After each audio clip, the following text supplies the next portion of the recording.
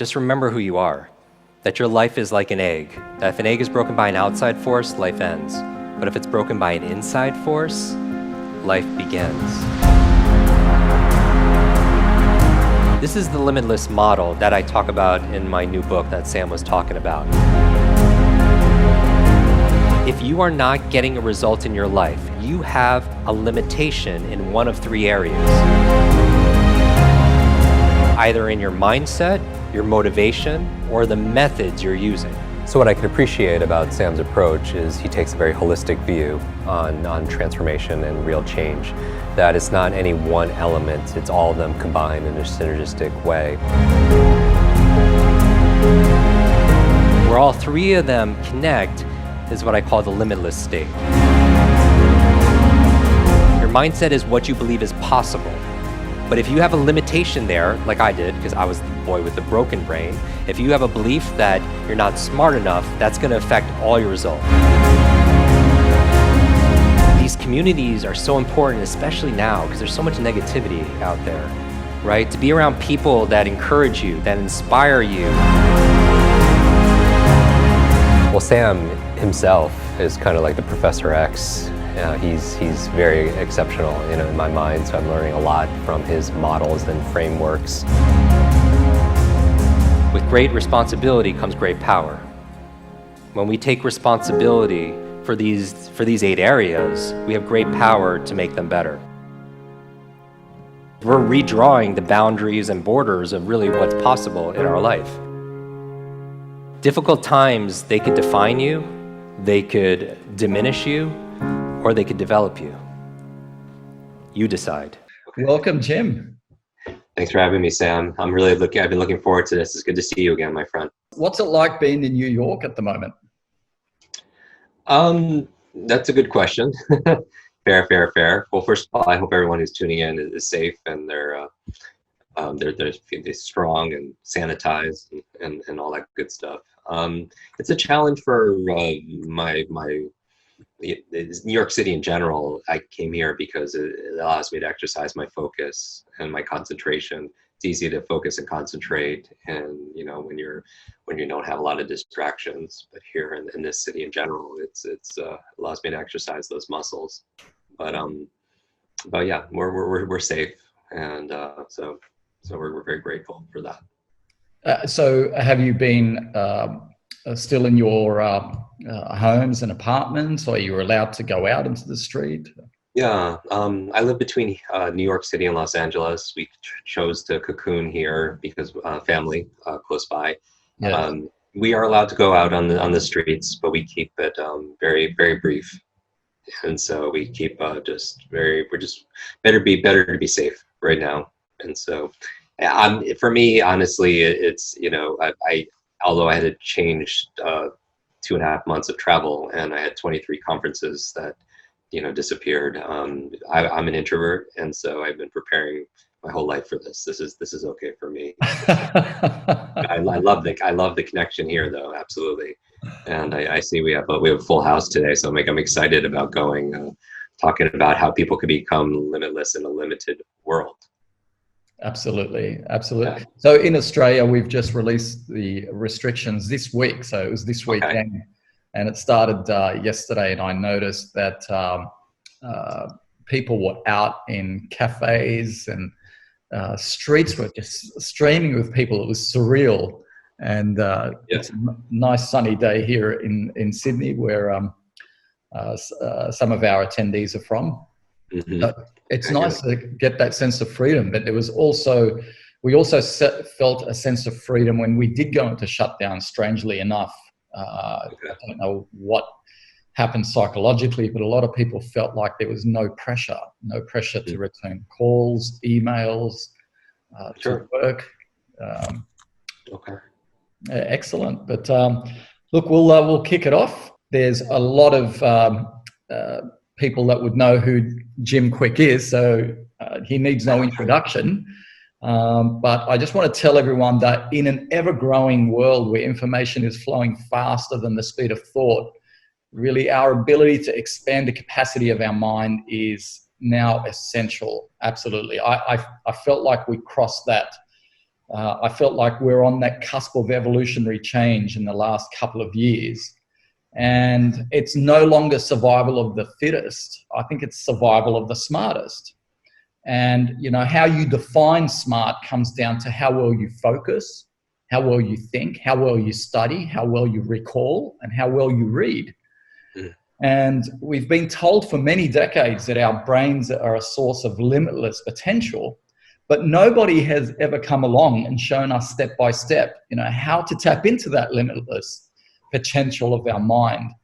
And so, Jim, when I asked you to, you know, come on this episode of A Higher Branch and talk to our communities, because I see, like, your book is really a defining book. It's amazing. I've read it from cover to cover. I love the structure. I love the methods, the models in it. And it actually does help you get smarter. It's just, you know, so on that note, Jim, welcome and thank you for writing such an incredible book, which is a culmination of so many years of wisdom. Tim, it's a real pleasure again to be here with your community, and it's, you know, especially during this time. So I'm excited to jump right into it, and I encourage people to take notes if you feel so inclined. And my goal is to give you some practical things you could do, so when we come out of this, we could be stronger, we could feel smarter, we could have our best foot forward. Awesome. Now, I know there's a lot of executives that are listening to this right now and who are also parents. So I want to approach this from the point of view of teams and students as well. You know, I employ close to 300 people, and I spoke at a conference about 3 years ago, and I said to a lot of executives that, you know, we upgrade our computers every year in our offices. And I said, the biggest upgrade you can make is to those supercomputers of the minds of the people that are sitting and walking it through your offices.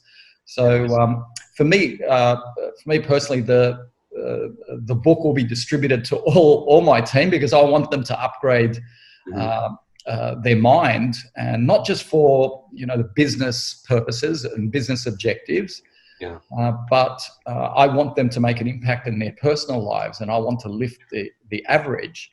And the thing that struck me first about your book is how you identified the supervillains that limit our brains. I really loved how you called that out. Do you want to just call out those 4 supervillains?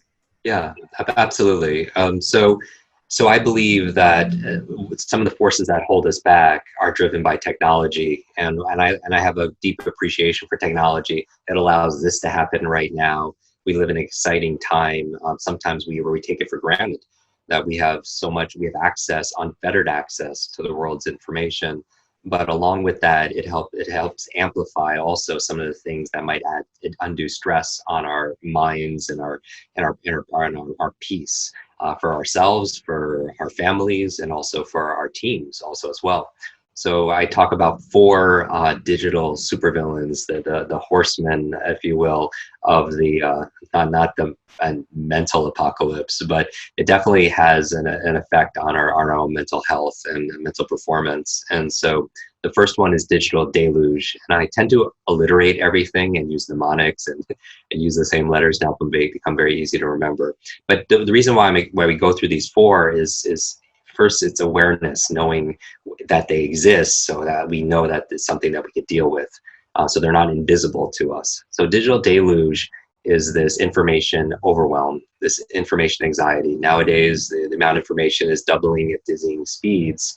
And how can you catch up? Because how we learn it and process it and apply it hasn't changed a lot. So we live in an exponential world, but we still use traditional learning methods. And that growing gap creates a lot of stress. They call it information anxiety, higher blood pressure, compression of leisure time, more sleeplessness. And so it really disrupts things. And so that's why you mentioned we teach 5 superpowers. 2 of those that will overcome digital deluge is speed reading and also the study techniques those are the superpowers to handle that supervillain, if you will. The second one, besides digital deluge, is digital distraction.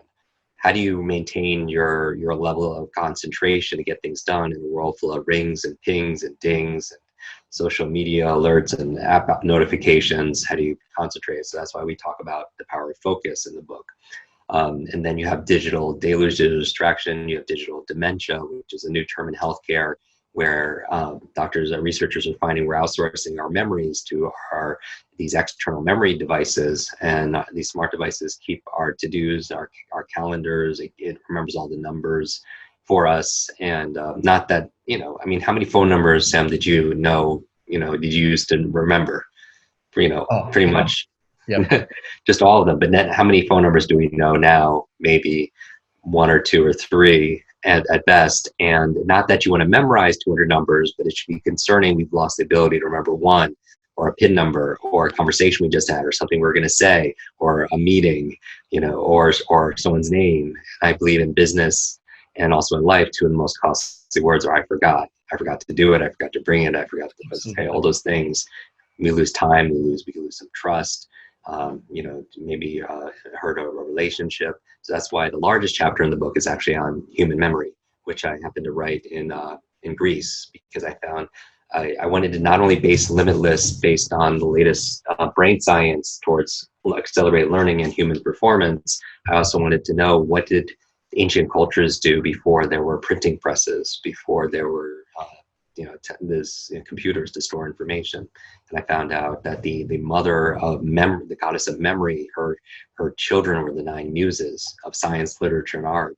So the mother of science, literature, and art is memory, and so important. So I wrote the book there in Greece, and where a lot of these techniques were really birthed, and put that in the chapter to help people with digital dementia. And then finally, besides digital deluge, digital distraction, digital dementia, you have digital deduction.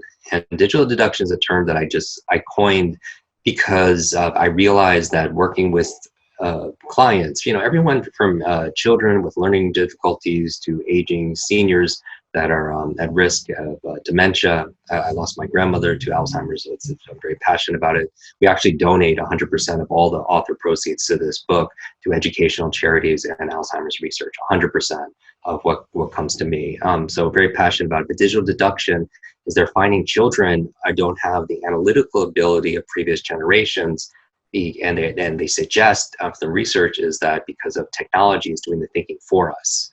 And so because technology just tells you, what to eat, or what this is recommended, or fake news, or technology where we don't have to think, so we don't have to develop critical thinking skills, divergent creative thinking skills, be able to rationalize.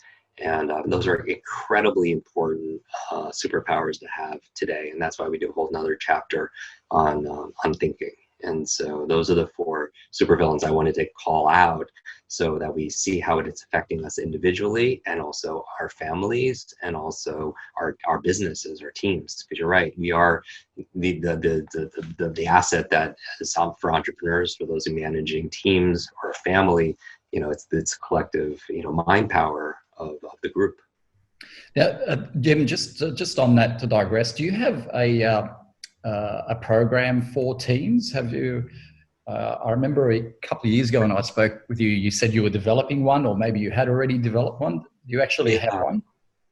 So we train for teams specifically. So we do a lot of training, in-person training. We're putting it more and more online as we do. But here at Facebook, at Nike, at Google, SpaceX, General Electric, because they want to create learning organizations. We're learning, one of the things I wanted to say right up front is like, what I appreciate, and I've said this on stage, is I appreciate, you're the frameworks that you create. And so it's not, just one area. There's a harmony, whether it's love or family or work or friendship and learning and wealth and charity, it's overall health and energy. And so, one of the things that I like to focus on is how to be able to, say on stage, use this framework to elevate those areas. When it comes to companies specifically, I know the most not just profitable companies, but the companies that really to be able to grow are the ones that value constant learning and the development. That human capital is not only their largest line item, it's their largest asset that they have also as well. So we have online programs that companies will purchase. Where can we find those? Where can we find those? They can find that at quicklearning.com, and then they can contact so generally what we'll do is they'll go there and they'll buy purchase accounts for their teams, and they get see their other teams could go through a focus program over 30 days, a memory program over 30 days, a speed reading program over 21 days, a speed reading thinking program over 21 days also. So we do it every single day. And which we're very proud of. We have clients in over 195 countries there, and so I'm happy to send you information. But it's quicklearning.com. That's awesome. That's really awesome, because that's the method part, isn't it, of Yes. Your model for limitless learning. So do you want to take us through this beautifully perfect synergy between this model, because it just it doesn't miss any element, it doesn't miss any component, and so it overcomes every weakness that you can encounter, or every obstacle on the way to learning. It's something that I feel like is extreme. It's elegant, and it's powerful, and it's proven, and we're finding this across board. So I'll explain it, and what I would love for people who are participating in this conversation is to be able to draw this out for themselves. And if you've heard me explain it before, maybe it'll sink in even deeper now in terms of how you could use it. So I'm going to go through it really quickly.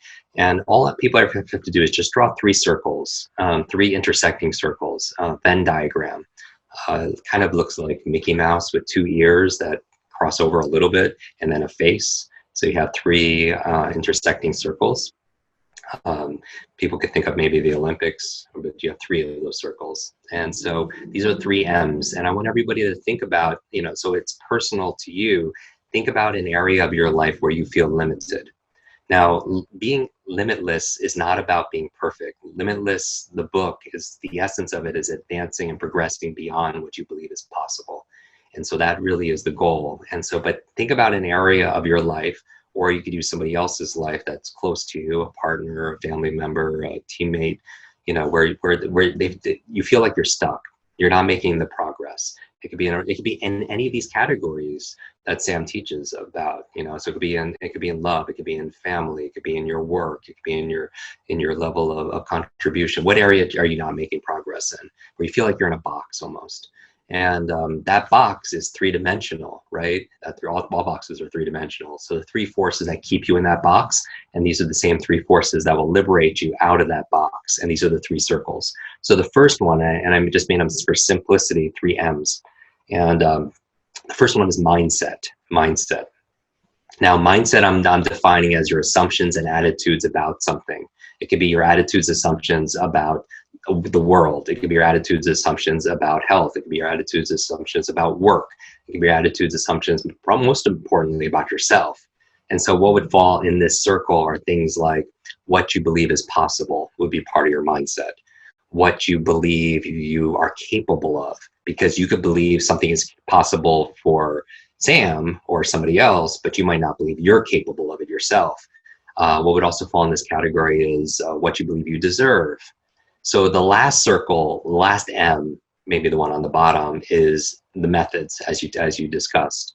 The thing is if I teach somebody a method in here on memory, let's say, remembering people's names, to keep it really simple, I think it's extremely important networking, business etiquette skill, because how are you going to show somebody you're going to care for their future, their finances, their family, their health, whatever it is, their children, whatever it is you have to offer them, if you don't care enough just to remember their name, right? Because people don't care how much you know until they know how much you care.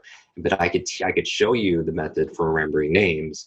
But if your mindset is, oh, I don't believe I'm capable of that, or I believe I'm too old, or I have a horrible memory, you're still going to be stuck in that box, even with the tools, the methods.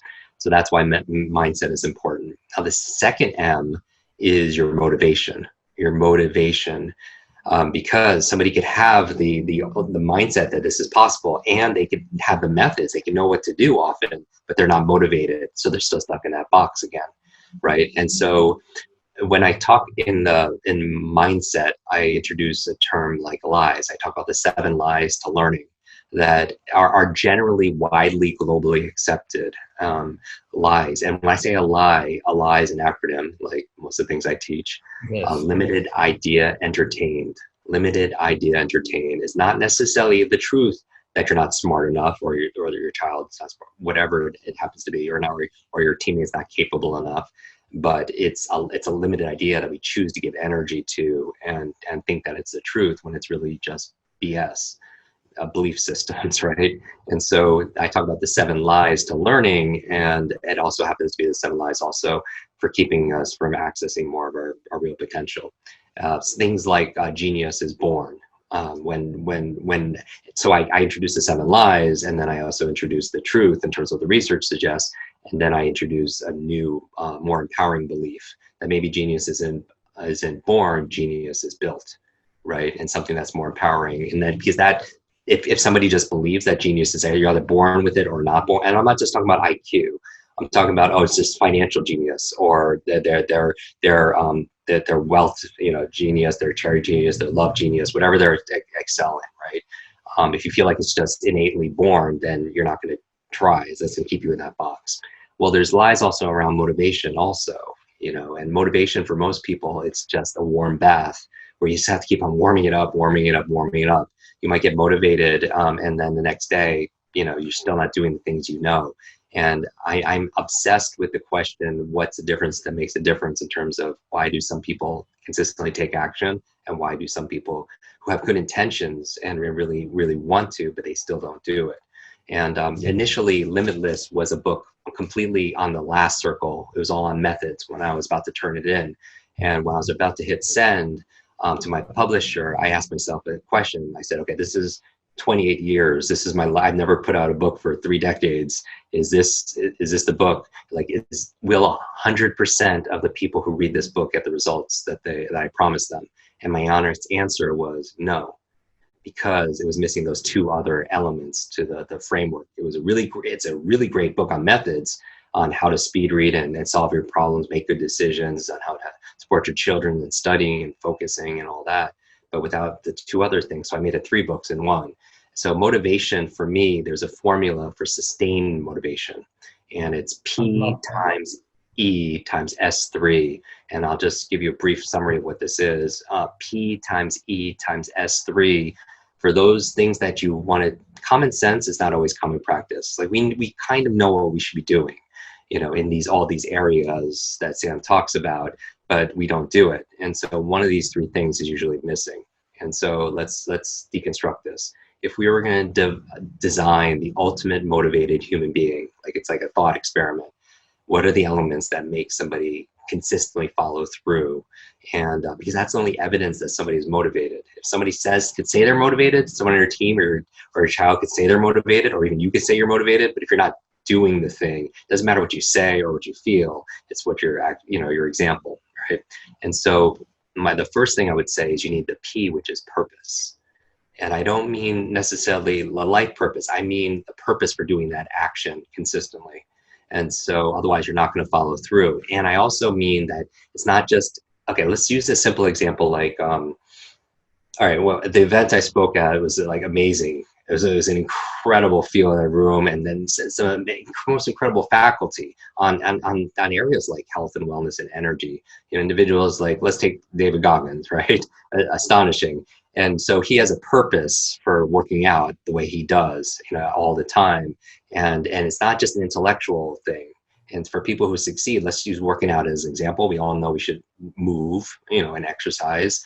But we can know the benefits, a lot like logically, but we're not logical. We are more biological, dopamine, oxytocin, serotonin, endorphins, were these feelings. So it really has to go from your head to your heart, then to your hands. Because you could have something in your head about, oh, I should exercise, I should meditate, I should eat really well today, I should prioritize my sleep, do these things. But if you're not acting with your hands, check it with the second age, which is your heart.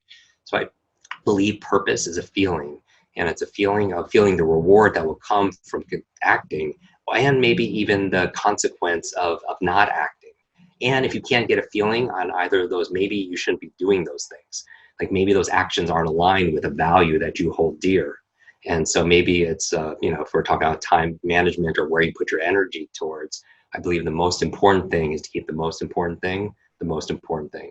In this case, the most important things are to keep the most important things the most important things. And so what's the purpose? So then you could feel the benefits. Like just as a simple example, I saw an acquaintance recently, and this gentleman was very unhealthy as long as I've known him. And I was just always doing these, everything that you would know, you would the opposite of what you should do to be healthy. And then he just, everyone, all his family, friends always advise him, just, hey, you should stop doing this and maybe start doing this. And he never listened, and he ended up having a heart attack and triple bypass surgery and everything, and almost lost life. And you get out, and he still went back to his old lifestyle. And then a couple years later, I see him on the street, and he's like picture of health. Just like he looked amazing, and his energy just changed. And I had to ask, I was like, well, what happened? And because, like you had the heart attack, nothing changed after that. He's like, he saw his, one day he went into the house and his daughter was crying and sobbing uncontrollably. And he went to see, like, what's the matter? What happened? And he finds out that she's so worried and distressed that he's not going to be around to walk her down the aisle. And, and that just changed, that's purpose, and changed his behavior. He stopped smoking, started eating, started moving, started doing all the things he's always wanted to do, but he never felt the purpose. So that purpose. Now my mind went, okay, if somebody just has enough purpose, will they always follow through? And I was like, no, there's something missing. They could be missing E. And that E, as you talk a lot about, is energy. Because somebody, let's say they want to work out. I'm using it as a simple example that everyone can relate to because everyone's from different industries and everything and has different outcomes. But let's say they haven't slept in 3 days because they have a newborn and they're just exhausted. They have no energy. They're not going to be very motivated to work out. Or we know leaders are readers. If somebody has decades of experience like you do, and you put it into a book and somebody could read that book in a few days or a handful of days, you can download decades in days. That's the biggest advantage in life. I can't think of a bigger advantage that if you could take decades and then, download them in days. And so, you should read. It takes about the average person, 45 minutes a day of reading to get through one book a week, the average reader, the average reading speed. So when I say we triple someone's reading speed, we do it in 15 minutes a day, where people could read and get more comprehension than skimming and scanning and stuff, but actually understand it. But going back to this, let's say you wanted to read, that's your motivation, you have purpose, you feel it, but you ate a big, processed meal and you're in a food coma, you lack the energy, so you're not going to be very motivated to study, or prepare for that meeting or to read, right? So energy is important. That's why in the book we talk about 10 keys for mental vitality, for people who suffer from brain fatigue. And my mind went, okay, you have purpose and somebody has energy. Will they always be motivated? Your kids, your team members, because they need that, right? Like a team member's not, and it's a skit, right? Even before this, there's studies suggesting over 80% of team members aren't engaged, right, in the work that they're doing. So they need to find purpose. They need energy. That's why wellness is so important. And then I was like, okay, will they always be motivated? I was like, no, there's one thing missing. S3, small, simple steps. At 3 S's, small, simple steps, meaning some people can have purpose, they can have energy, but they don't know what to do, or that thing is too big.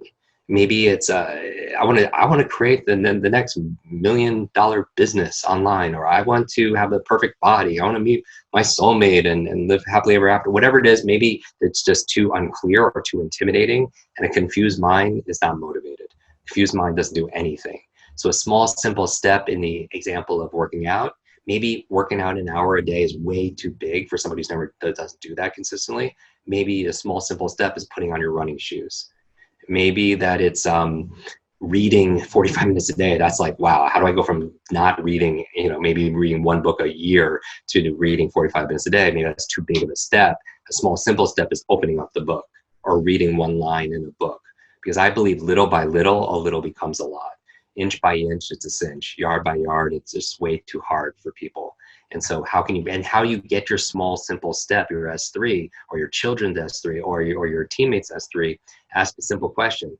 what is the tiniest action I can take that gives me progress towards this goal where I can't fail? What is the tiniest action I could take right now that will give me progress towards this goal or value where I can't fail? Because it requires so little energy, so little effort. And after little by little, you start developing momentum.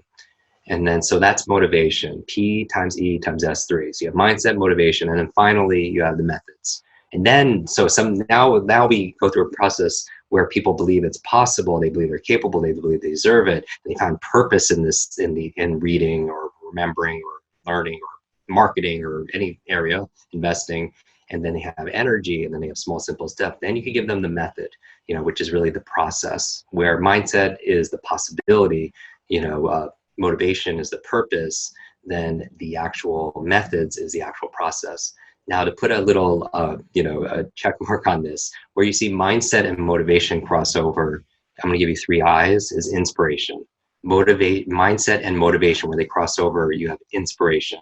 And you have mindset experts, you have mindset coaches, for athletic teams, you have mindset books. A great book by Dr. Carol Dweck called Mindset.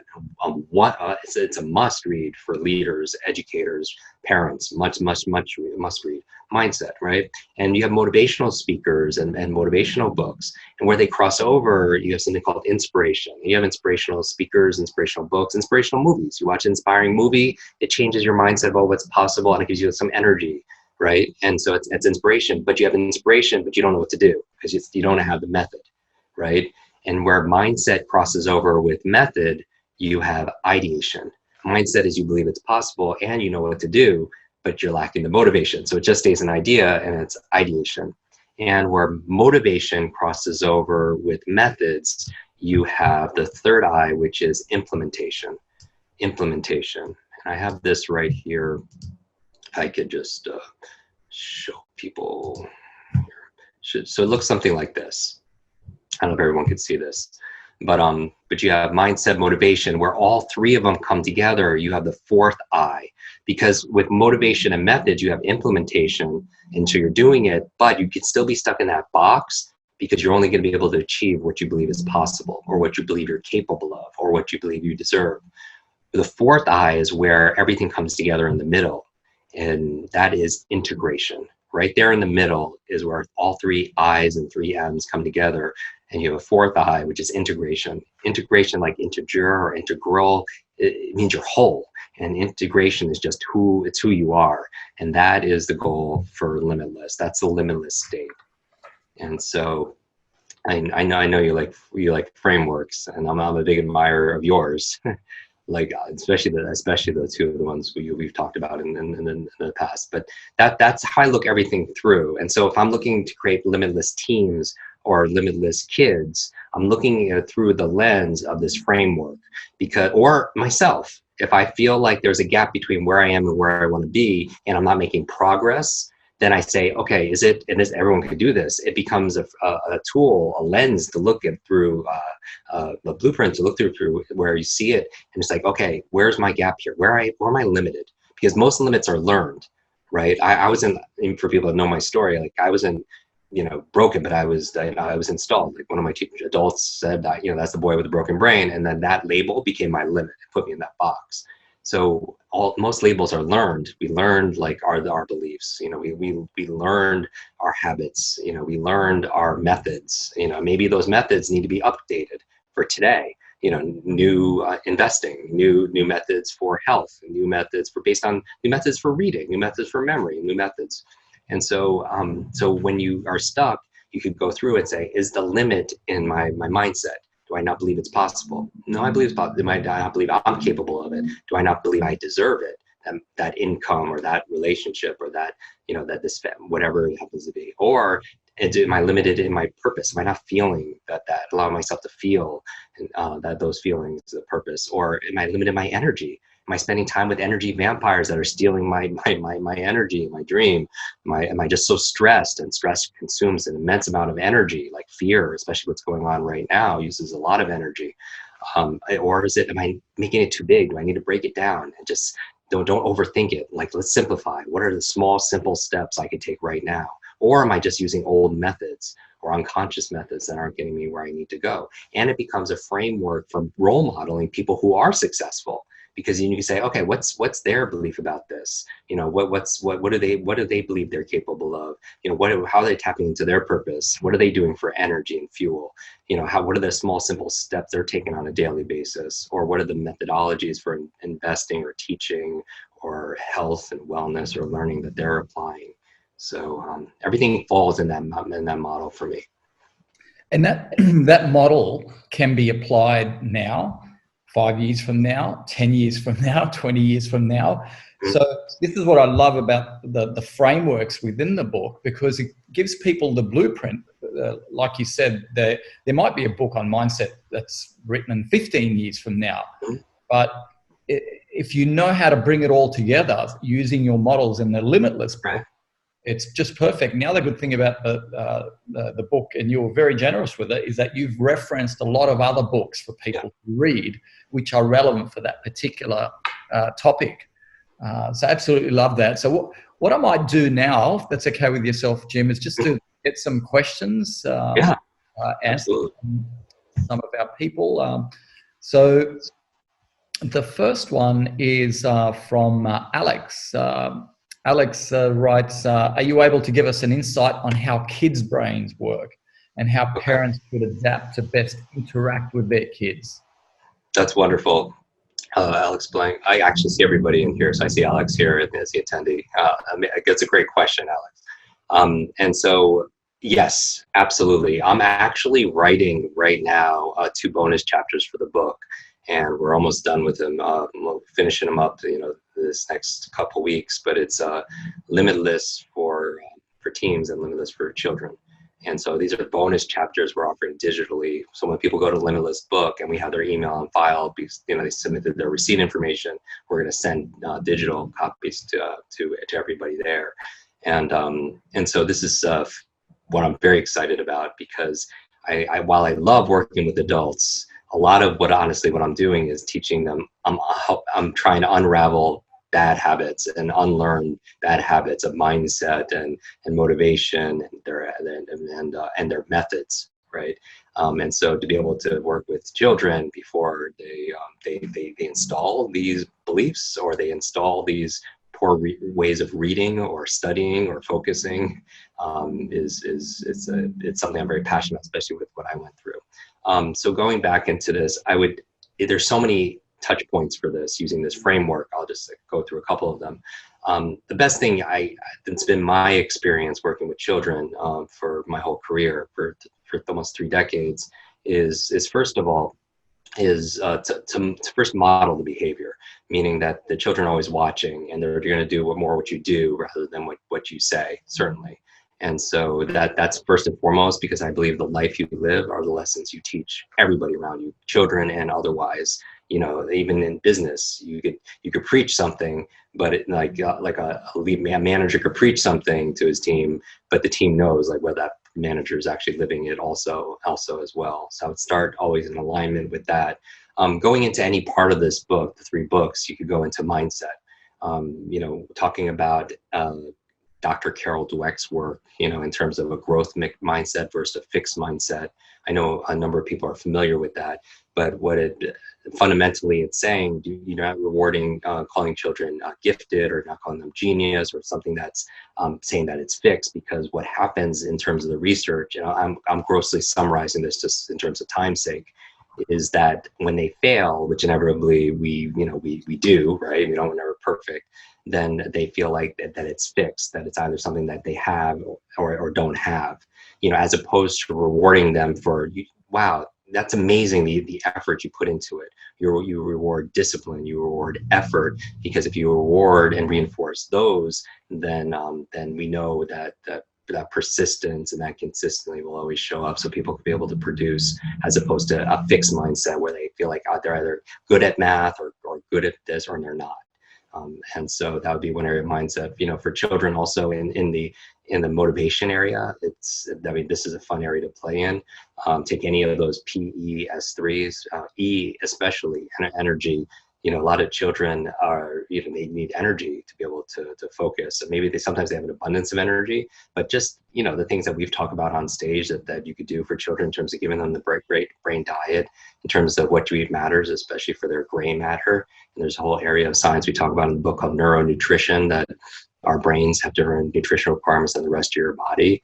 Or, also going back to mindset, the negative thoughts, because, then you using terms like, if somebody says, child says, I'm not good at studying, you could go and help them reframe that. So I'm not good at studying yet, or, adding a simple word like yet, or reframing it into something more positive so that they're aware of their self-talk. Because I believe your brain is like a supercomputer, so is your children's brain. And if they say something out loud, like, then their self-talk is the program will run. So if they say, I'm not good at, studying, or I'm not good at remembering names or whatever, you won't remember the name of the next person you meet because you program your supercomputer not to. So a lot of areas in there that you could have touch points on as well. Positive peer group, we know that we are the average of the people we spend time with the most, including your children. That it's not just their neurological networks, it's their social networks. And again, you can't manage all of this perfectly. It's not about being perfect. It's just about making a little progress. But your children are such great learners because they have these mirror neurons. And as I said, that they are always imitating what's around them most. That's why they adopt the same language, the same habits, the same eating patterns as people they spend time with. And things like sleep, sleep is a big challenge, especially with children, when they go into school. Like the children's brain, especially young ones, they're not really set up to start studying at 7, 8, and developed in a way that they're ready to kind of, especially teenagers also as well. And yet we have them on these kind of set schedules. And sometimes we have to make the best of it. And other times, it helps to know your chronotype or your children's chronotype. There's these, early bird night thing. There's a whole bunch of areas there. So, I could go on and on, but especially in the methods, obviously, there's a lot of methods that I would teach a child to give them a clear advantage. On that note, I actually might introduce Matthew McCool, who is a school teacher, owns a thriving tutoring business in Sydney's eastern suburbs, and and he's a big fan, and he wants to ask a few questions as well. So Absolutely. I'll loop him in. Matt. Excellent. Thank you for the opportunity, Jim. It's good to see you, Matt. You too. So I've loved the 3Ms model, first of all. I've made some notes here, and I've got some ideas and questions from students and parents that I think are very relevant to what you're saying, because as teachers and parents, I can see where the 3Ms fits in to what we do. And I think especially at a high branch tutoring, all teachers understand the methods. I feel like teachers get the methods step right easier than all the other M's, because they know what to teach. They know the steps outlined there. And you mentioned that S3, teachers call that scaffolding, which is when you give, a student a giant task or assessment, it needs to be broken up into those small achievable steps in order for them to achieve it. So methods is easy to achieve, and that's what we outline in all our lessons and study videos. But I suppose where it gets a bit challenging is with motivation and mindset. And that's something we are big preachers of in our lessons and programs. But especially with motivation, I find a common question that pops up is, students of all ages in primary school, it's easy to answer the question, when am I going to use this in real life? And it's easy in year 7 and year 8 and year 9. Starts to get a bit harder later on in high school when we're, doing trigonometry or calculus or analyzing the works of Shakespeare. And I feel like purpose is the number one fundamental, because I believe that all our students can achieve success academically. But where they go, south is in motivation. Where do they actually see the value in what they're doing? Because if you get a child that's interested in something and engaged in it, they will surprise everyone. They will achieve better results than even what we expected them to. What is your advice for children in finding their purpose and motivation in school when they have to study something or participate in something that they normally wouldn't select as their own choosing? Yeah. No, and I'm not saying it's interesting when we're talking about purpose, energy, and small, simple steps. It's that simple, and it's also that hard. You know what I mean? So it's not, I'm not saying at all that this is an easy thing in terms of, but it's definitely difficult. And often a lot of the things that are worth anything is takes effort without a doubt. So let me just frame it that way. So working with children, obviously purpose, as you described it, when a child sees the relevancy of something, there's purpose behind it. Or at a meta level, like they could apply it towards something, they could see why it's important. And if they can't at that level, at a meta level, it might be interesting as a part of our mindset to demonstrate for a child that this whole process is like, we're talking a lot about mental exercise and mental fitness. Like this is, reframing the learning process where children naturally are very great learners, right? Without any kind of extra training, they absorb information. They have this natural curiosity or bewilderment about things. They're willing to fail, even if we're taking, a toddler. How many times does a child fall before they learn how to be able to walk? And never after the 20th time of falling do they say, okay, walking is just not for me. That wouldn't make any sense, right? Because everyone does. But later on as adults, sometimes we'll try coding or karaoke or learn less salsa, and we just try it once or twice, and then we feel like we look bad. So to be able to preserve that, I'm not saying it's at all easy, but having all learning is state dependent, that I found.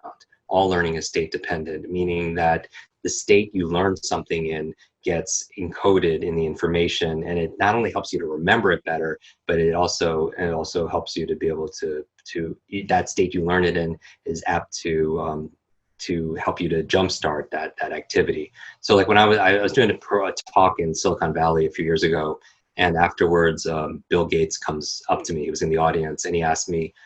We start talking. I asked him, like, if you get one superpower, what would it be? And it's like reading, because readers. I was like, it's like, I totally help you with that. And he was like, we started having this conversation about the future of education. And I was talking about from a meta learning standpoint, accelerated learning theory, learning how to learn, which I think is the most important thing to teach is teaching children how to learn so they could apply it towards Spanish, history, science, and anything else, right? And then he was talking about it from a technology standpoint. Its tools and technology in terms of the future education. And then a whole crowd, I posted this on Instagram, was gathering around us and listening in, and somebody says, is there anything missing? If you have the theory and you have the tools, the technologies, what else is missing? And then we came to the same conclusion. It's exactly this. It's human motivation, because a lot of people have access to these tools, or they know what to do, but they're still not doing it.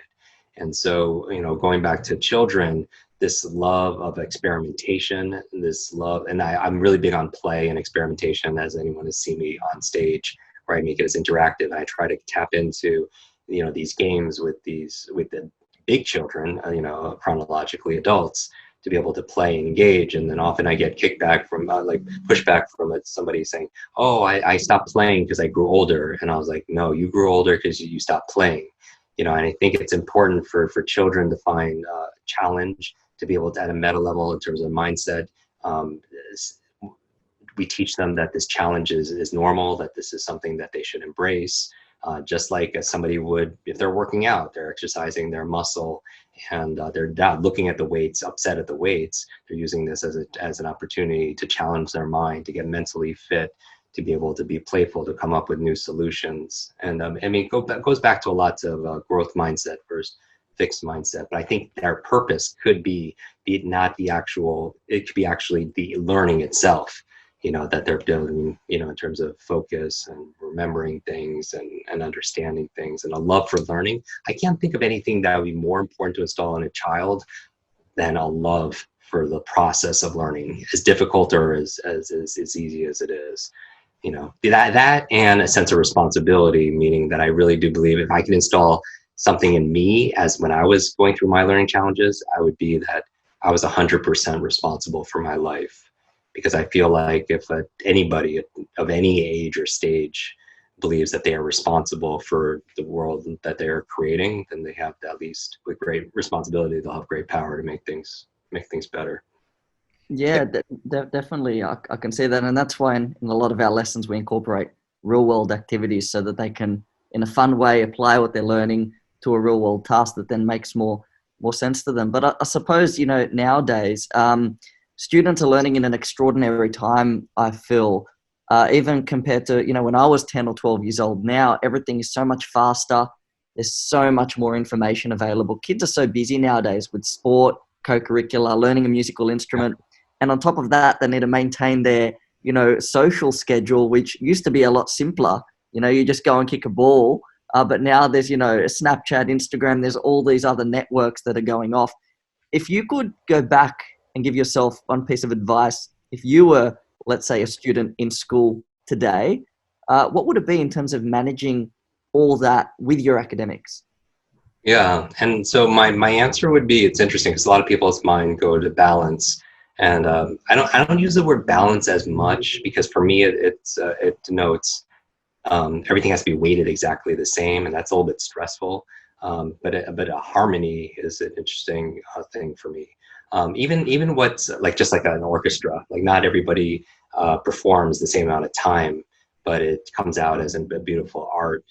Teaching children that there's an art and science to success and happiness is an interesting idea. You know, frameworks like Sam's that he's developed, I think that should be must-have learning, you know, back in school, so they could make the most important things, you know, their life, their work of art. Meaning not in just a cliche way. It would be to put energy into the things, because we only have our time and our attention, right? Not everything is equal, whether we're kids or not. We don't have equal education. We don't have equal like networks. We don't have equal amount of money, whatever. We have equal amount of 24 hours in a day, you know, and showing kids that their time and their attention is what their life is made out of. And then what they put their time and energy into is they'll get more of. And so like even right now with everyone cocooning, you know, I'm telling clients right now, I use the metaphor of a butterfly because I feel like we're going through a life cycle. Like when right now feel like we're shut in, or, you know, physically distancing ourselves, and we're alone with our thoughts and our doubts and our fears and we're feeling alone and all these things. What can you do? And I have a quote in the book from a French philosopher that says, life is the C between B and D. Life is C between B and D. And B stands for birth, D stands for death, C stands for choice. And that's life. It's a series of choices, going back to personal responsibility. And so with children having all these options, much more than I had, you know, like growing up as a kid, I would go back and just give kids a sense that they are responsible, and then there are also consequences too, you know, because part of it is that they have to learn through feedback, and I believe feedback is the breakfast of superheroes.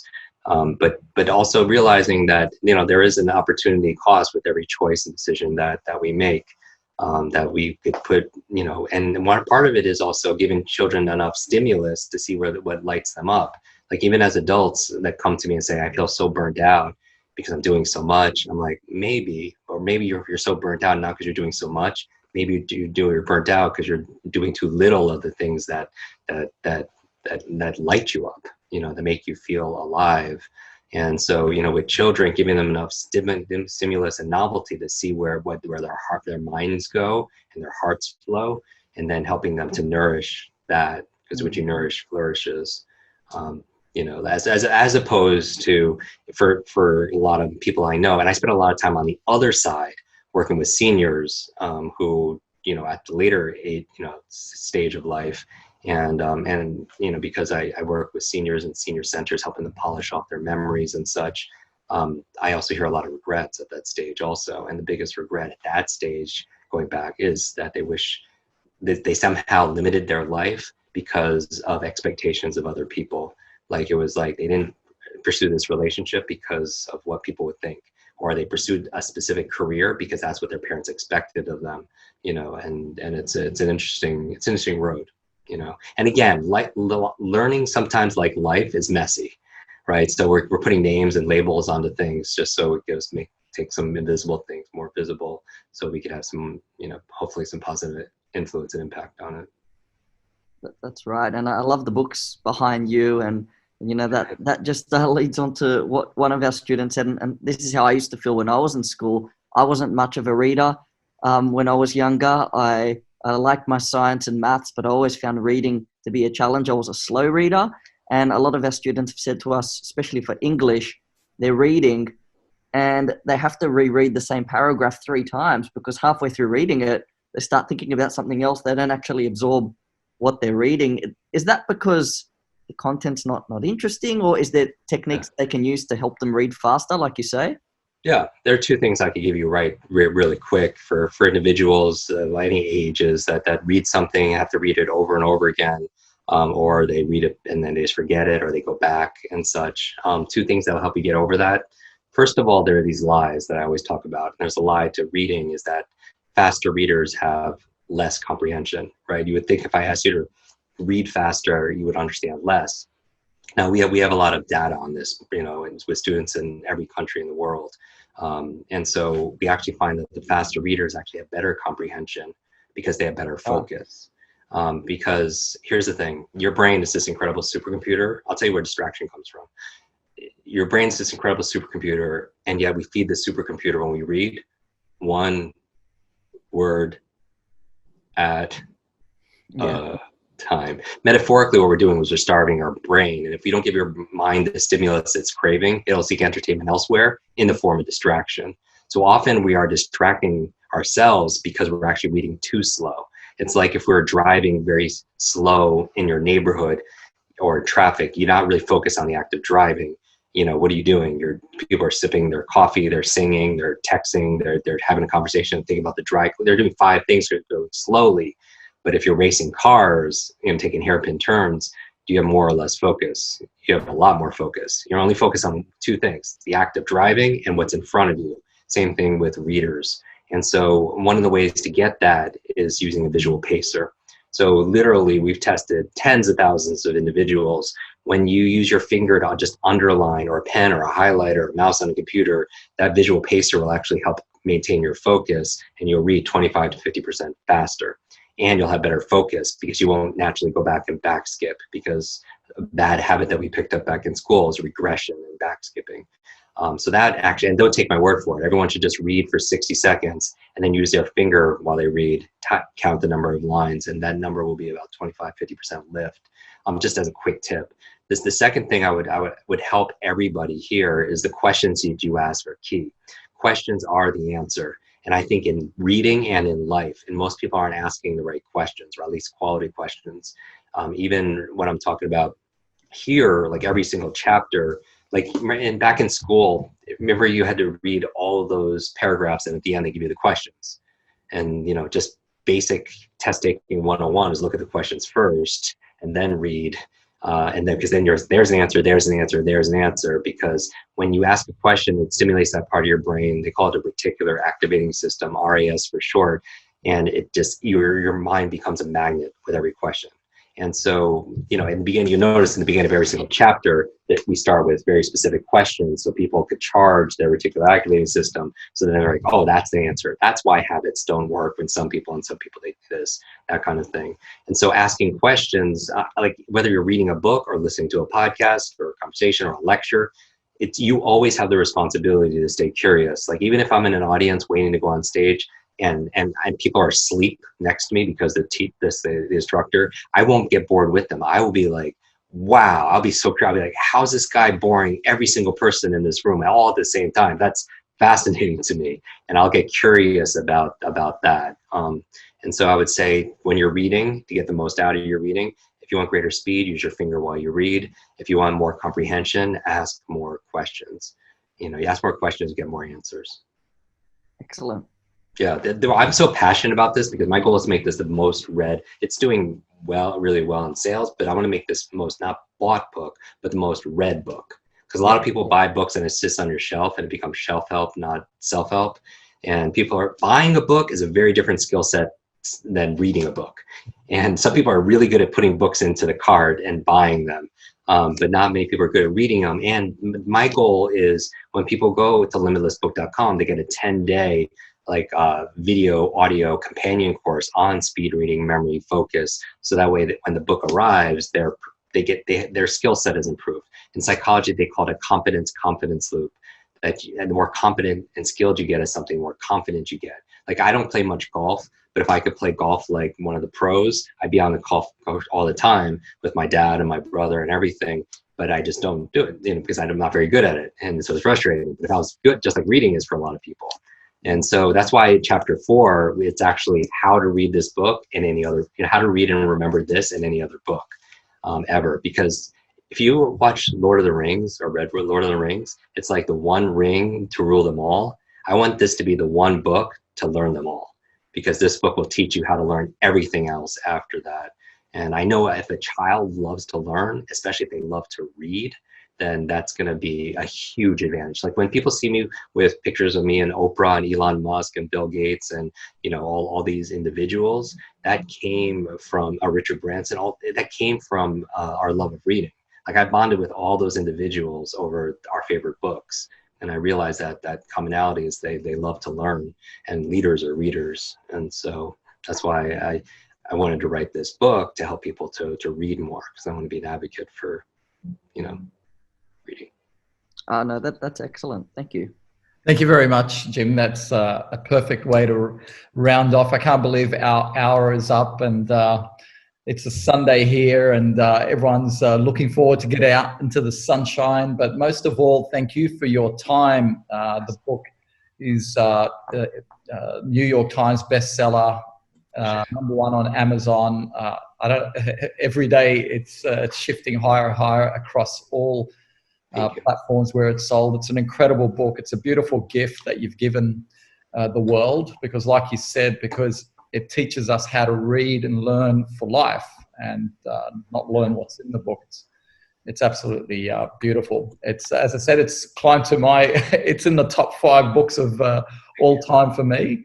I've been a reader for a long time, and I thank you so much for your time and your energy, and you're incredible. I could ask you so many questions on how you stay. I know.